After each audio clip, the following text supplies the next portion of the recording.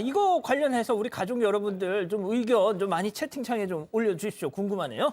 자, 한 10년 차 부부의 얘기네요. 네, 10년 차 부부 얘기인데요. 이혼을 하기로 했다고 합니다. 그래서 협의 이혼 의사 확인 신청을 했는데 그 후 아내가 이 신청 이후에 다른 남자를 만났어요. 이혼에 들어가기 전에 알게 된 남자와 계속 만나게 됩니다. 결국 부부가 이혼을 했는데 이후에 남편은 이 교제남의 배우자, 그러니까 아내의 남자친구의 아내죠. 양쪽이 다 유부남이었던 겁니다. 그 사람에게 내 아내가 협의 이혼 과정에서 외도를 했던 사실을 알게 됩니다. 자, 팀장님, 그 이후의 상황은 또 어떻게 진행이 됩니까? 그러니까 협의 이혼 신청을 했어요. 결정된 거 아닙니다. 근데 신청 중에 다른 남자를 만나서 교제를 했고 아마 부적절한 관계를 했다는 것 같아요. 근데 이 여성분이 그걸 시인했다고 들었어요. 문자를 보냈는데 남편에게 죽을 죄를 지었다 미안하다. 이건 시인이나 마찬가지 아니겠습니까? 예. 그런 사람이니까 남편분이 화가 났겠죠. 근데 위자료 청구를 여성한테 한 게 아니고 상대편 교제하던 남성에게 위자료 청구를 신청을 할 수가 있거든요. 그렇기 때문에 부적절한 관계를 통해서 이혼이 된 건 아니니까 지금 진행 중에는 처벌받은 걸로 알 수 있거든요. 일단 간통죄는 없어졌지만 그 민사로 위자료 가능하니까 위자료 청구를 한 것 같습니다. 자, 그러면 이 남성, 교제했던 남성, 그 아내와 교제했던 남성은 뭐라고 지금 하고 있습니까? 저 잘못 없어요. 왜요? 아니, 이 두 사람 협의 이혼하는 과정에서 내가 만났는 거예요. 이 전에 이미 만나서 이 이후로 우리가 헤어지는 게 아니라 이 부부 관계의 파탄, 혼인이 완전히 깨어지고 난 다음에 내가 그 사람을 만났는 거기 때문에 이 이혼과 나와의 문제는 전혀 관계없는 거예요. 왜 인과관계가 있다고 말하는지 저는 이해가 되지 않는다고 이야기를 했습니다. 백 변호사님. 그러니까 이거잖아요. 아니, 이미 갈라서기로 작정을 한 이후에 내가 만나는 거다. 근데 왜 나한테 책임을 물어? 약간 이런 거잖아요. 이런 사건 정말 많습니다. 아, 정말요?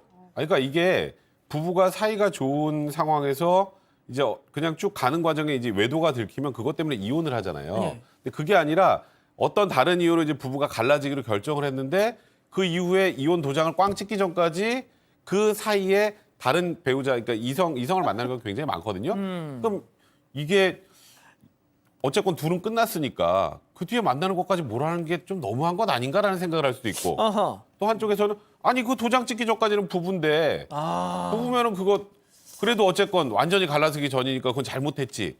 이 두 가지 의견이 갈리게 될 수밖에 없습니다. 팀장님 절 보고 웃으시는데 무슨 하실 말씀이 아니 있으신가요? 이거 간다는 거 아닙니까? 예. 이혼하기로 청구를 했어요. 예. 그럼 각서를 하나 쓰는 거예요. 아하. 이 신청서 넣은 이후부터는 내가 이성계지하는 거는 서로가 용인한다. 요 글자만 들어가면 끝나는데 이걸 왜 썼나 모르겠습니다. 그거는 쓰기가 힘들어요. 아, 그래요? 그럼 너 여자 있지, 너 남자 있지 하고 또 그것 때문에 또 싸우기 때문에 그거는 협의 이혼 과정에서 절대 쓰기 힘듭니다. 제 그렇습니까? 생각은 이런 거예요. 이게 재판상 이혼하고 협의 이혼이잖아요. 그럼 두 사람 사이는 나는 이혼하겠다라는 기본적인 혼인 의사는 합치되어 있는 거고 그 사이 숙려 기간이라든가 그다음에 재산 분할 청구 때문에 그 혼인이 미루어지고 있는 상황.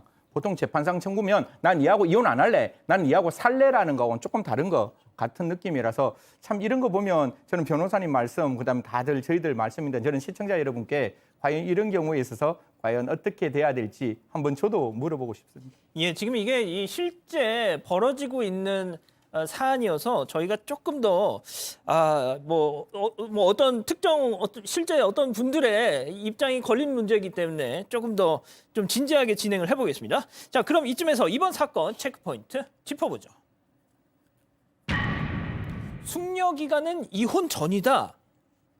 그럼 법원이 이거 외도 맞다라고 판단을 한 건가요? 네, 이게 외도라고 판단했는데 이제 일단 이 판결부터 제가 설명을 드리고 예. 다른 전체적인 이런 과정에서 어떻게 해결되는지 좀 알려드릴게요. 이번 사안의 핵심은 두 가지입니다. 하나는 협의 이혼. 협의 이혼이라는 건 우리 서로 이혼하자. 그러니까 이제 무슨 변호사 선임해서 하는 게 아니고 둘이 예.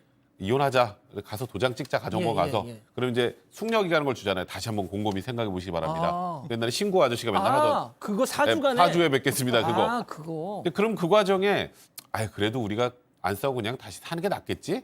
이렇게 살 수도 있는 거고. 그런 경우가 많나요? 종종 있어요. 있어요? 실제로 숙려기간 도중에 다시 그러니까 홧김에 이혼한다 그랬다가 다시 합치는 경우 꽤 있어요.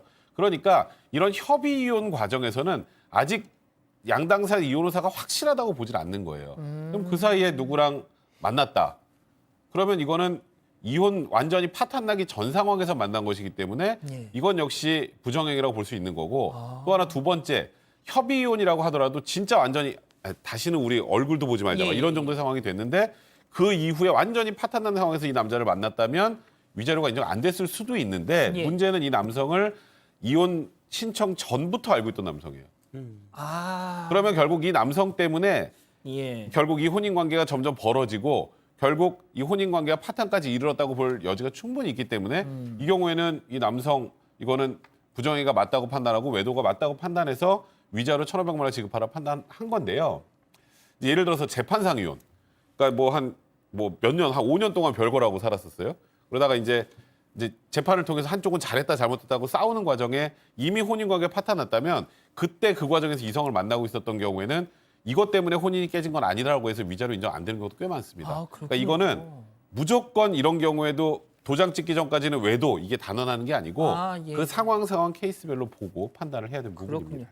승현님, 예. 뭐 저도 개인적으로 지금 이 상황이 어떤 상황인지를 모르고 양 당사가 보통 이혼 소송 저희 주위에 이제 많으면 의견의 대립이 있는 경우는 숙려기관에서 그걸 잘 마주칠 수가 있어요. 그렇기 때문에 이런 경우가 아니고 현실적으로 정말 파탄이 되지 않는 상황에서 아까 변호사님 말씀 정말 잘 주셨는데 그 전부터 만나왔던 사람이라면 아까 제가 말씀드렸잖아요. 나에게는 잘못이 없어요라는 그 말 자체가 잘못된 말일 수 있기 때문에 이런 경우에 있어서 위자료 청구 받아들이는 것, 위자료 청구했는 것 저는 뭐 그렇게 부당한 판결은 아니다 이렇게 말씀드리겠습니다. 그렇군요.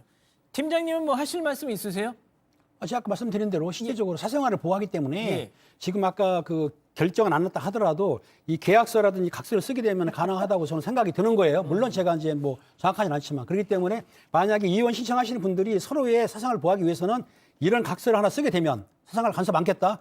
그러면은 위자료 청구가 쉽지 않을 것 같은 생각이 듭니다. 그렇군요.